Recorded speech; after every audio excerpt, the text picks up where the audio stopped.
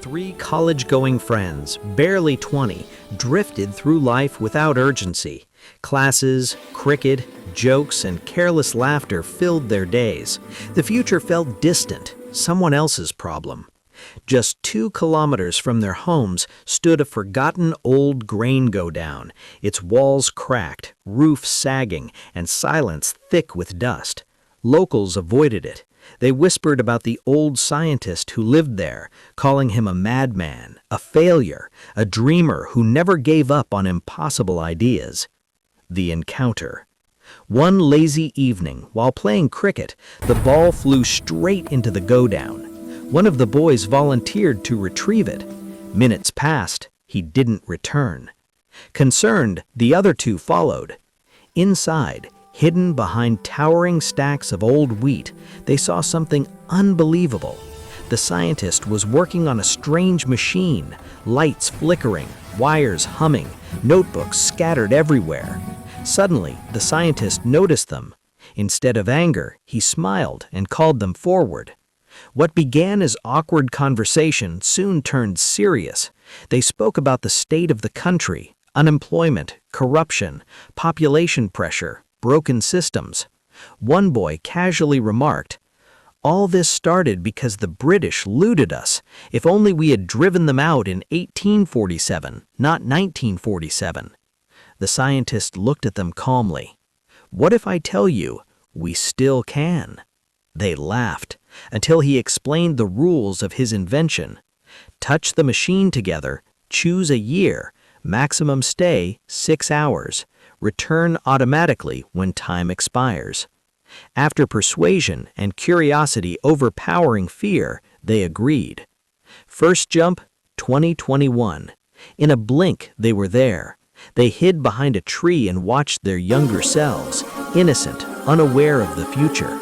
The realization hit hard. Time pulled them back. Now they believed. The gamble, 1847. The scientist told them about Gangaram, a revolutionary, educated, fearless, ready to unite kings and tribes to dismantle British rule. History recorded that he was killed by his closest aide the night before his grand plan. Save Gangaram, the scientist said, and India could become like the USA or China. They traveled to 1847, met Gangaram, revealed the truth about the poison and the betrayal. That night, with their warning, Gangaram killed his aide instead. They returned to 2025, expecting celebration. Instead, they found horror. A broken future. India was unrecognizable, filth everywhere, dead bodies on the streets, lawlessness worse than Somalia, corruption beyond repair. Terrified, they searched history. The truth shattered them.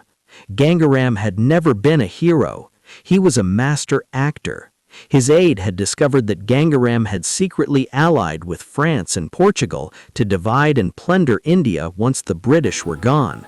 The aide had tried to stop him, and they had killed the wrong man. The final attempt.